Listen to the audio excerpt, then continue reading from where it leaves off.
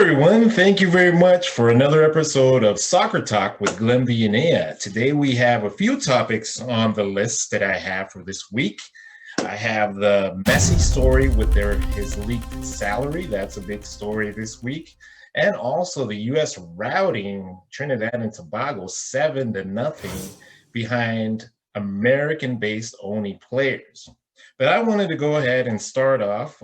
First off, I wanted to go ahead and send a shout out to my good friend, John Kirka. He couldn't join us tonight. He has a toothache problem, so hopefully he will take care of that. And hopefully, John, I hope you don't die, but wish you well, my friend.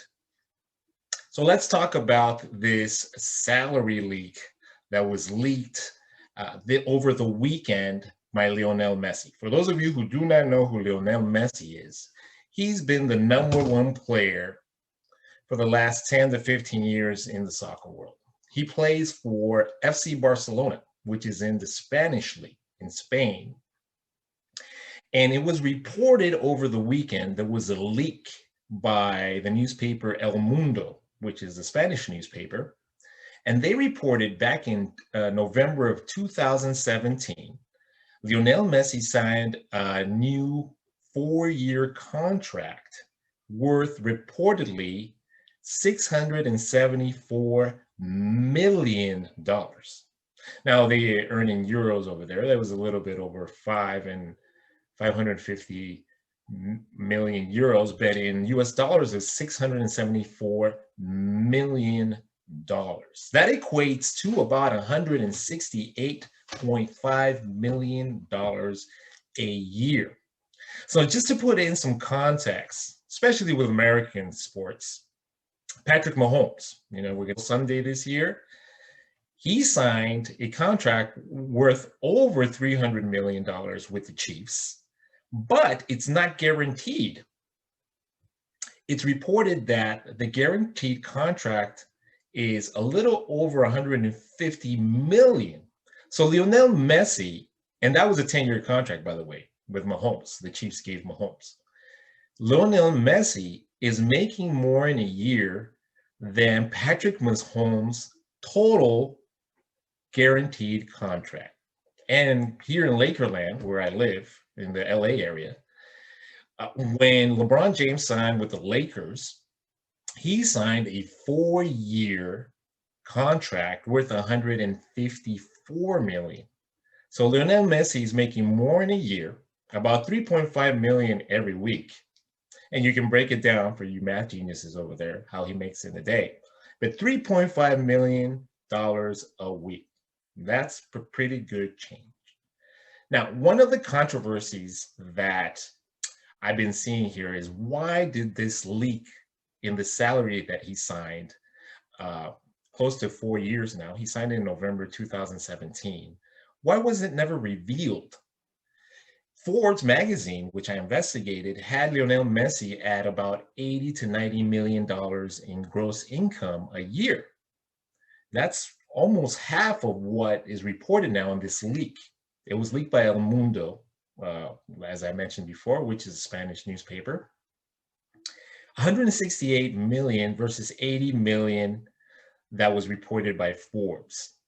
Now, we know that Messi had a tax problem a couple of years ago that he resolved. He was about to go to jail. I think with some back taxes that he didn't pay with his accountant. It all got resolved in the Spanish courts.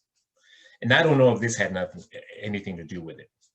But what I was discussing with other soccer fans, including my friend John Kirka, was that this may be an intentional leak so that when Messi's going to leave in June, because he's in his last year of his contract, and there's been some tension between him and management for not re-signing or extending the contract. So I believe this is a little easier to tell to Barcelona fans, hey, Barcelona fans, I know Messi's great. We've given him this amount of money. We need to rebuild our club. We can't invest in just one player. And that's so true. Barcelona, for you guys that aren't soccer fans, has been the premier team in the last 20 years. or 15 years, ever since Messi started playing. They've won European championships, multiple La Liga, which is the Spanish first division champion. But they've always brought in good players to play with Messi. Now, it was reported that they're in financial straits. And with this leak, I believe it's my notion that they're telling their fans, look, Messi's was great, but we need that money to rebuild the team. So that's my take on it. If you guys have other comments and so forth, go ahead and leave it in the comment section. The other thing that I wanted to mention this week is that the U.S. men's national team over the weekend played Trinidad and Tobago.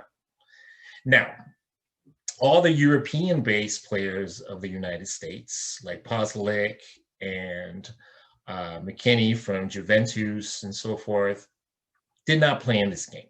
They were mainly MLS players and very young under 23 players, especially the ones that are going to go to the qualifying Olympic round in Mexico, in Guadalajara, Mexico, actually. The U.S. won 7-0. Quite a rout, as Trinidad really didn't bring a lot of competition either. Now, what does this tell us? Not very much. What it tells me personally is that CONCACAF, which is the North American, Central American, Caribbean Conference, where the U.S. has to qualify for the 2022 World Cup, it's not very competitive. And myself, my heritage is Costa Rica. I see that team not very competitive either. So Mexico and the U.S. shouldn't have a problem qualifying for the World Cup. What I am enthusiastic about the U.S., though, is all their young players, like people under 25. The only one that was a veteran there was Paul Arriola. He had a couple of goals. But there was a young man named Jonathan Lewis. He had a couple of goals forward. Jesus Ferreira and Mal Robinson. They all scored all the 7 goals for the U.S. And I saw a few instances of the games and some highlights as well, and it looked pretty well. You see that speed, that skill level. But before, I grew up seeing the United States men's national team. You saw that fight, but you didn't see the skill level that I'm seeing now, where people know how to do a pass. They know how to set up in the offense and so forth. I mean, not as good as the top teams. I'm not getting carried away. Not even as good as Mexico either. They have excellent players. But I still think the U.S. can be very competitive. So tell me what you think. That's 7-0, pretty rowdy and so forth. And any other topic you want me to cover today as well. The last time I talked about the 2026 cities, please give me a comment and so forth. Please subscribe and anything you want to talk about as well. I'll try to also give out prizes in the coming weeks. Well, hope everybody is well.